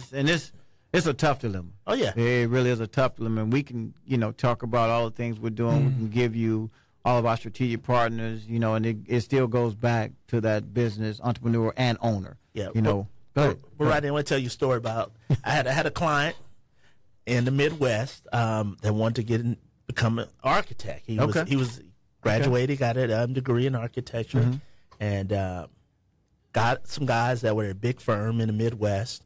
And those partners came to start a new company. Mm-hmm. And, this was an athlete, and they knew he wasn't going to be there full time, and he was going to be in and out. But these guys were ready. Right. They had grown to the area they could grow at the current firm, and they needed some cash. Right. And so my client at the time put up $300,000. Say, hey, I remember the deal. Hey, we know the burn rate. I mean, how much you willing to lose? Right. Man, listen, I believe in these guys. That's funny when somebody asks you, how much are you willing to lose? That's part of the risk, right? Yeah, these guys were middle-aged guys. One guy was his professor when he was in college, and they wanted to start this business. And those guys burned through $140,000 before they turned a profit. Yeah. And within 6 months, they didn't even get to the 200 mark. Yeah. Those guys only went through $140,000. To this day, they're probably about a $13 million company, top line on the service side. Yep. Make them a couple $1 million profit. Yep. And it's only because, they had the right partners. Yeah. These guys weren't trying to take the money and run with it. Yeah. Those guys weren't trying to burn the money up. And they had a care for him. They had a care, and they were tied into it. They were 55, 52. Yeah. Skin in the game. They had skin in the game. They had left a comfortable job, $100,000, $80,000, but they knew they couldn't get to the level they wanted to get to without his cash. Without the cash, and that security that they go home to their wives and say, "Hey, listen, we're gonna take this. We're gonna take this risk." At the worst case, I know I can build my time. And that's what each guy said. We got to be able to build our time. Right. And in the architecture business. And those guys were able to turn that business, went through about 5 months. I mean, that's office, it's everything, $140,000. Hard dollars. And within 6 months, that $140,000 was back in the bank. Wow. Yeah. And those guys have not looked back since. Yeah, I remember the deal. That's a success story. That's awesome. It is. That's awesome. It really is. And those are things that, is great. Having you here to talk about the experiences, because I remember a lot of those when you were doing them, and like I said, was running around back in the day, just trying to do our thing and being successful at it. But once and all, though, we just still trying to make sure that you understand the process of things. There's a risk associated with every deal. There's a fiduciary responsibility that you have of getting somebody's money. But we're gonna come back with KYND Radio 1520 PN Global News.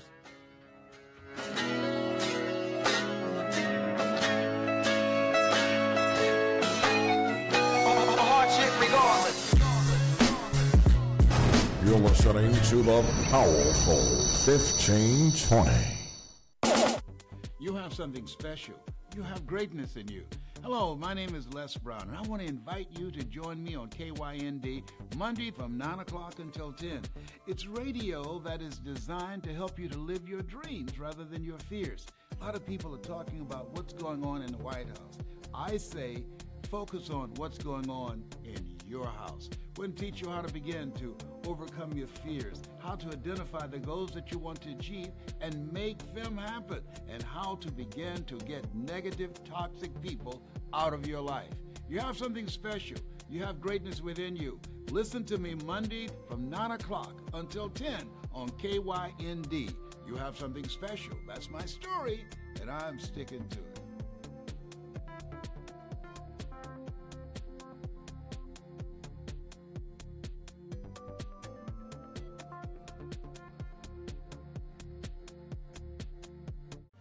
Ready to live your best life? Get motivated with powerful programs that help you take control of mind and body. You have something special. You have greatness in you. Hello, my name is Les Brown, and I want to invite you to join me on KYND. It's radio that is designed to help you to live your dreams rather than your fears. You have something special. That's my story, and I'm sticking to it. What up, world? This is Carl Mays, the King Motivator. Another day, another chance is getting ready to move to prime time. That's right. We're starting June 22nd, 2017, 6 p.m. to 7 p.m. right here at the KYND studios. And guess what? It's going to be a live version. And we're going to have a special guest. Guess who it'll be? That's right, the unique people's pastor, Pastor John W. Gray III, and his wife, Lady Aventer Gray. Pastor Gray is under the direction of Joel Osteen. He's the associate pastor at Lakewood Church here in Houston, Texas. And they have the show on the OWN network, The Book of John Gray. That's right, you guys are going to be live in the studio, and you have an opportunity to be there. Make sure you log on to KYNDradio.com. KYND 1520 is a powerful 25,000-watt station that covers 175-mile radius of Houston and surrounding areas, and can be heard and seen anywhere in the world online. Your kind of radio. I love this station. The powerful 1520.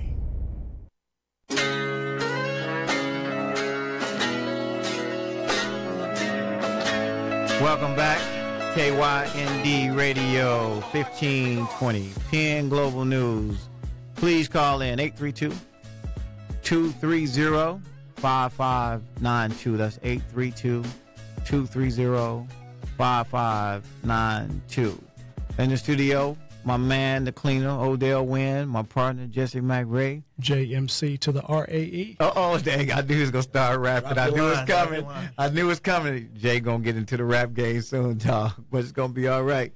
But also, you know, the things we're talking about is very important. It's important to people's businesses. Yes, indeed. It's important to families. You know, and it's going back to the family thing and the entrepreneur, you know, I think today we're having a lot of challenges with entrepreneurs and fathers or mothers, you know, teaching our kids what we do. You know, how do they become entrepreneurs? Because this is totally going to be an entrepreneur society. You know, our kids are not going to go work at Toyota or Microsoft or Volkswagen and be there for 20, 30 years and, you know, retire and get a nice pension or the watch or the pen or iPad. You know, that's not going to happen. But, you know, teaching our kids, too, to become, you know, strong entrepreneurs and be a part of our businesses. You know, passing that succession plan in the right way. Because, you know, nobody really wants to let you take this business to your kid. They don't know anything about the business, right? But let me ask you a question, sure. Rodney. Absolutely. Do you think businesses, there's a difference between a family business? There's a big difference. And entrepreneur? Big difference. Okay? Because usually somebody has to set the stage and get it to a going concern. Absolutely. And one of the things we talk about is risk, right? And a lot of people are just not built for it. Right, right. But understanding that today, you know, I was looking at an article a couple of weeks ago that, you know, so many people, it's going to be 15-year industries. Absolutely. And then after 15 years, you're going to have to take your skill set and go into another industry. Go somewhere else with because it. Right? It's going to die out. But that's what corporations tell us all the time as an entrepreneurial business and a minority business. That's what they tell us. You know, hey, you know, look, Rodney, you know, Odell and Jesse, this is great. But, you know, you got to be really innovative. You got to do some other things. You know, how do you be innovative and take your skill set and put that into something else. You know, it's like we walk into plants and we see all the material that's on the shelves that they could be utilizing somewhere else, but they don't know how. There's not a good operation manager there. You know, there's not a good person there to teach them how to sell these other products. How do we transition this out? You know, so it's a lot of things we still, you know, we can't do it ourselves, of course. That's why we got partners. That's why we got a lot of strategic partners, though, and that's why we're trying to educate and teach so that you can, you know, have somebody come in there and do your process improvement. You know, take your things off the shelf and sell it somewhere else. I mean, it's like now when you go to these landfills.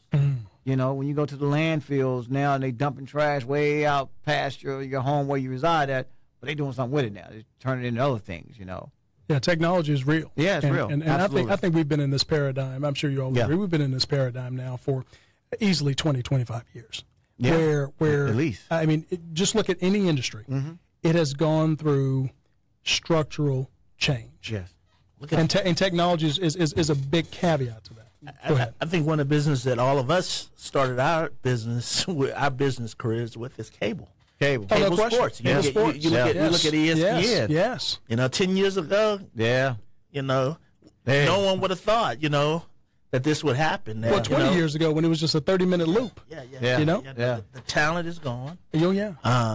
And the subscribers are leaving. And so, where are they going? They're going to Fire Stick and Roku. Yeah. And just to look at that business and look at the kids who were going into cable, who were going to broadcast, right? That it's changed. It's totally changed. Now they got to diversify and think about something else. Yeah, but take the talents elsewhere. You know, 20-year run. Yeah. You know, cable. You know, it's probably a 35-year, but from that inception of where it really became mainstream, right?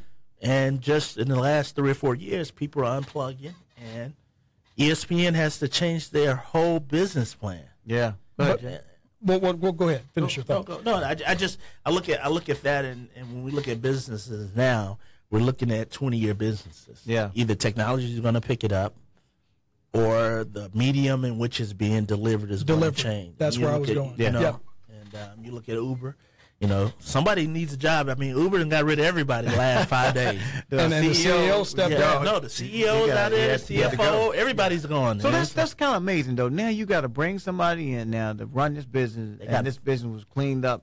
You know, I mean, it was structured by the CEO and his partners. They got 5 jobs. 5 of the top 7 jobs are available. Right. But it's one of America's greatest businesses right now. Yeah, absolutely. And so you got Uber, you got Lyft, you got Airbnb. Airbnb, which they tried to make that on the cars. They were trying to take it from the residents and the homes to the car side. They were trying to do that at one point.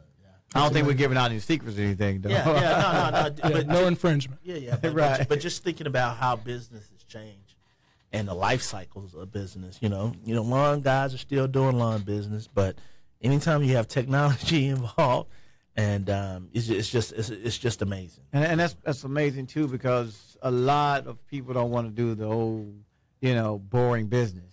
I don't have a lawn care. I don't want to do roofing. Yeah, plumbing. Right. Pest control. You're gonna need it. I ain't trying. Well, I did meet one guy who had created some pest control products. Okay. And he had this solution that he was trying to create that would really keep the mosquitoes away from you. And and I forgot what he was calling. I mean, I'm not in my office right now, but I do recall him coming to us talking about his business, and he had created this pest control that would keep mosquitoes away. But the person who does that, he's gonna win. Yeah. Well, if you're out in the yard long enough, and you sweat long enough, man, they come. I mean, there's not a repellent out there. Okay. But I don't know, man. I don't know. St. Augustine. He said he was the best. He got the best product. Let me tell you something. St. Augustine put a different kind of musk on you versus Bermuda. But all humor aside, one of the things that we certainly don't want to get lost. Yeah. In this segment is the fact that, to your point, that industries do go through change. Yes. Absolutely. A huge driver of that change in many cases is delivery of that service. Absolutely. A big driver of that delivery is technology. But I think there are still 2 core things that remain the same. The product or service. Yeah. because it's got to be rendered to someone. Yeah, it does. And the audience that it's going to be presented to, which gets back to a point you're making, knowing your audience. And that's one of the things that we always try to make sure is abundantly clear, whether you come to our website at www.playbookinvestorswithansnetwork.com or you're listening to this platform, is that it is essential that in that concept that was on a napkin, that you understand that business, that you understand your demographic data. Absolutely. That you've crafted a sound, almost what we call a quantifiably deep business plan, but is qualitatively sound, that now it is compelling. Have some cash. We know just by one call of the day, 50% will get you done. Get you done. Okay? But we're talking about risk. And then having the willingness to ask for someone to participate in that risk. So we don't want any of that to get lost. Industry is going to change. Technology is going to change how we deliver it. Right. But the audience is there if you're willing to ask them for the business.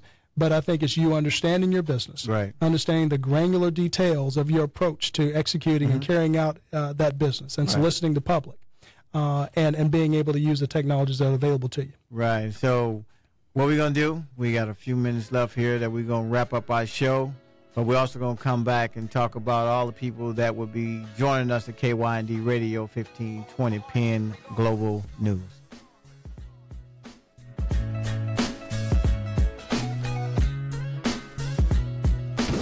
$15.20. What up, world? This is Carl Mays, the King Motivator. Another day, another chance is getting ready to move to prime time. That's right. We're starting June 22nd, 2017, from 6 p.m. to 7 p.m. right here at the KYND studios. And guess what? It's going to be a live version. And we're going to have a special guest. Guess who it'll be? That's right, the unique people's pastor, Pastor John W. Gray III, and his wife, Lady Aventer Gray. Pastor Gray is under the direction of Joel Osteen. He's the associate pastor at Lakewood Church here in Houston, Texas. And they have the show on the OWN network, The Book of John Gray. That's right, you guys, they're going to be live in the studio, and you have an opportunity to be there. Make sure you log on to KYNDradio.com. KYND 1520 is a powerful 25,000-watt station that covers 175-mile radius of Houston and surrounding areas, and can be heard and seen anywhere in the world online through the mobile app powered by JStream. It's not just radio, it's interactive radio. KYND is the kind of talk that inspires change. Learn how to get healthy and stay healthy. Be inspired to live your best life. Control your finances. Join the growing number of sponsors that understand the value of connecting to listeners through KYND, the kind of talk that inspires change. Radio station KYND, inspiring the kind of change to help you live your best life.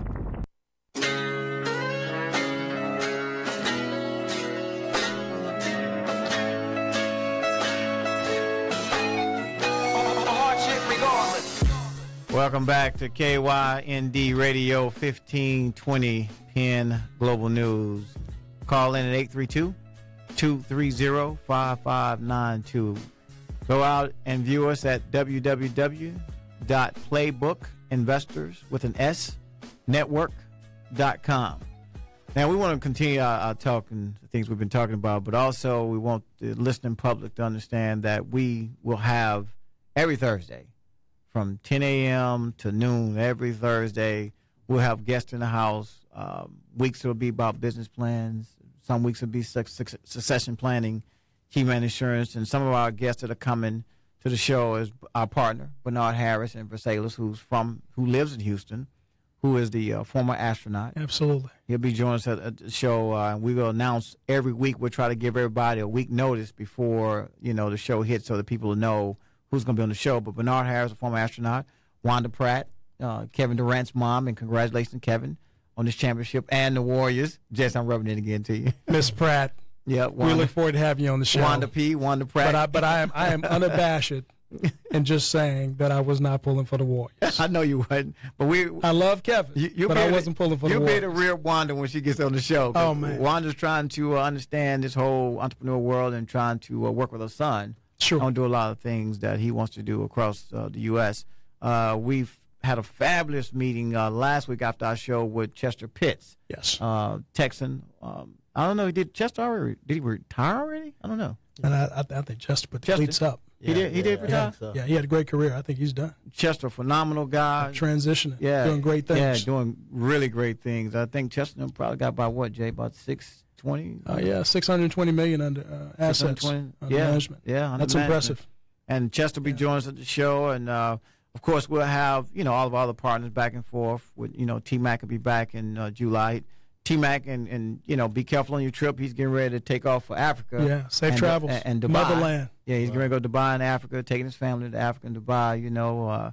Just he didn't invite us, but I just want the miles, man. I really thought we was part of the family, man. I just want the miles. Just give me the miles. Well, we told T-Mac and AD they need to give us a mile. Man. They traveling out because Tracy just finished up his last show at the Jump. Yes, he did. The other day at ESPN, and AD just finished up the ESPN, I guess, last week. Mm-hmm. So both of them are going back and forth. I think AD is out of Connecticut on ESPN, and Tracy's in California.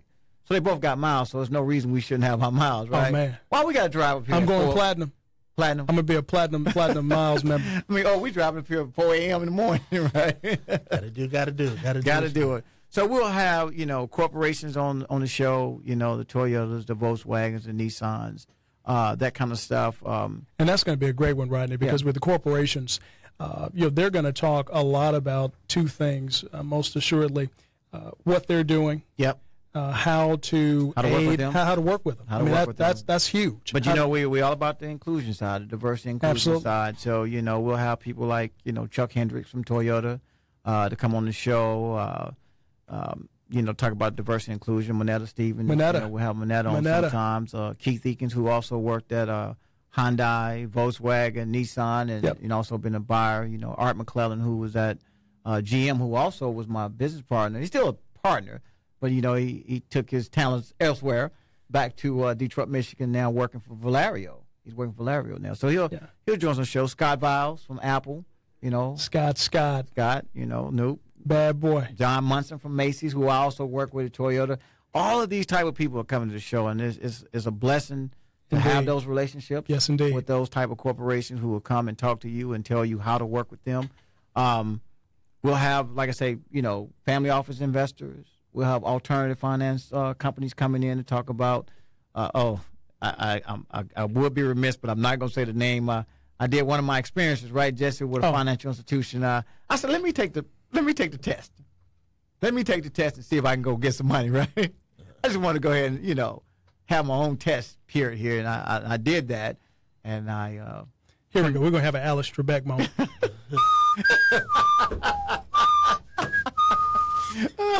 But I did it. I did it. And they denied me. And I was upset. But it was a test. It was really a test to go in and see if I could really get money from this company. And the things they asked me to have, I had those things, but, they declined some things because the problem that they're saying that most entrepreneurs have, and I'm saying this, clearly to say that we don't pay ourselves. Now you met all of the risk parameters as a fiduciary of the business. I absolutely did. Absolutely. From a governance standpoint, all your documents were in order. All my documents in order. Minutes, clear. Clean.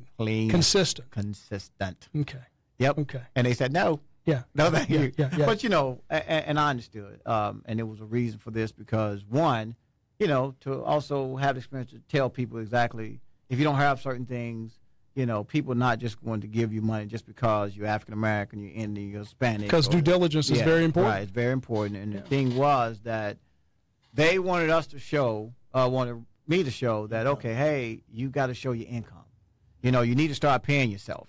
And we're saying this and we're echoing this, you do have to start paying yourself. You got to show income. Even though they can go back in and look at your statement and see that you're making money, you're paying your bills and blah, blah, blah. But they want to see income. And why is that, though? Why do they want to see the income? They want to make sure that you're not living out the business. Yeah. And that's one of the hardest things with entrepreneurs because we living out the business. We living out the business. Now, can we put a pin in that? We're going to put a pin in that. Put a pin in that? No. We're putting it back in. We believe that, hey, we're only going to use what we need, and we're going to leave everything else in the business. Right. So we're leaving everything in the business. Now, on the balance sheet, yep.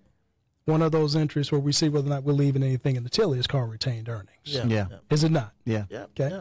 And you normally can follow that to net income on most general income statements. Yep. I mean, give or take a few grand. Mm-hmm. Okay. Now, if we're living out the business, you may find us embedded in SG&A. But that's only if we're paying ourselves a salary. Entertainment and travel. You can find in T&E. Yeah. Okay.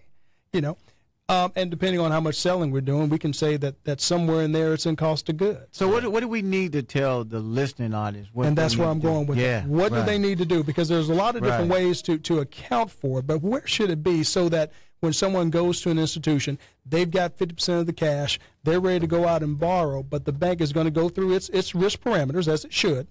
Where can they make sure that from an accounting standpoint and from a reporting standpoint that whatever entrepreneur's wage they're paying themselves shows up on the books?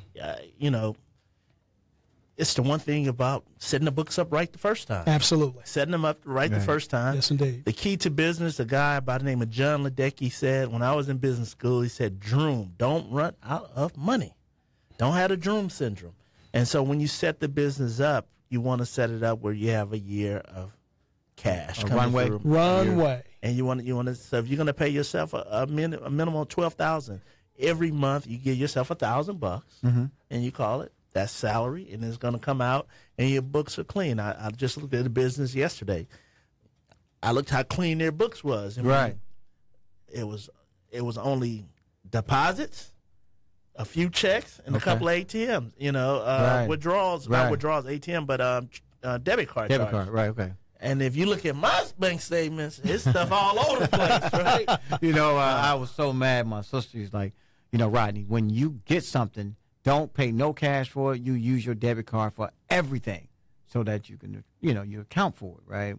And that worked. I mean, it truly did work, but, it's just setting the process up. Yeah. And we got to have somebody for a lot. And even businesses who've been in business for a while have to go back and clean it up. Yeah, and then put those controls in place. Absolutely. And those controls would, those mandates can keep your books clean. It can give a banker or someone, a process, say, hey, you know what?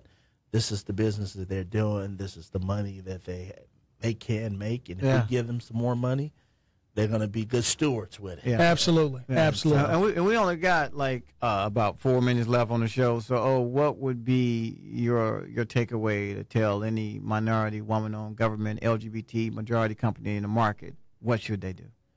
First of all, I think you have to have a passion for what you do. Okay. I think passion gets you through the lonely days, the dark days, the non-payment days, the denial days. Prayer cloth. It truly is a prayer cloth moment. It gets you through because a lot of people who love what they do have a passion for it. Yeah. If it's school teaching, if it's nursery school, if it's cutting yards, if that's what you enjoy to do, then your dark day is going to get you through it. And I think that's the biggest thing for entrepreneurs because if this is what you believe in, this is what you believe in. Right. And so you're going to put your sweat and tears and treasure into it. All of it. And so all of it goes into it. I think before you go out there and step into a business, make sure you enjoy what you do because during those down times, which you will have, it's just a part of life. It's a part of cycles. Right. Football teams have it. Marriages have it.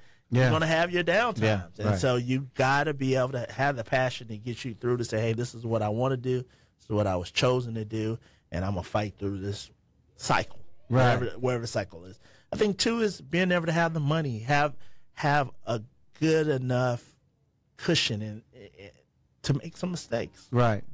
Liquidity. A lot of our businesses are underfunded and because we have the passion, but we don't have the cash to sustain it. But and we go out on faith, right? And so I think ideally, if you have passion, you have cash, right? And then the last thing that I think a lot of people, and I hate to say luck, but you need a little bit of luck. Absolutely. And I tell you a situation. Last winter, a year ago in Dallas, If you started a restaurant in Dallas last January, not this past January, 2 Januaries ago, you guys were snowing spring break in March. Yeah. So if you started any business between January and March in Dallas and you didn't have that in your pro forma, your butt was in a lot of trouble because you had a lot of snow days, the airports closed down. Yeah, and you got to take that into consideration. And you have to take all that in. That burn rate accelerated. Yeah. March the 6th, it was snowing in Dallas. Right. And whoever started, there's no way they had that in the business plan. Right. And so when we say luck, it's not that it's not there, but you need some things to kind of work in your advantage. Right. Because a bunch of bad weather, back to back, if you have a Saturday business and it rains if Saturday's your best day and it rains 4 Saturdays in a row, it can inhibit your cash flow. Right. So, Jesse, we got like a few seconds left, Jay. Just give them something to take away. Just remember that the platform is here to reach you and teach you, and we'll do our very best not to mislead you. www.playbookinvestorswithansnetwork.com every Thursday from 10 to 12. From all of us here at KYND Radio 1520 PN Global News, we want to thank you again for joining our show, and we look to see you and talk to you. We don't see everybody, but you might see us, but we look to talk to you every Thursday from 10 a.m. to 12 noon at KYND Radio 1520 PN Global News. God bless.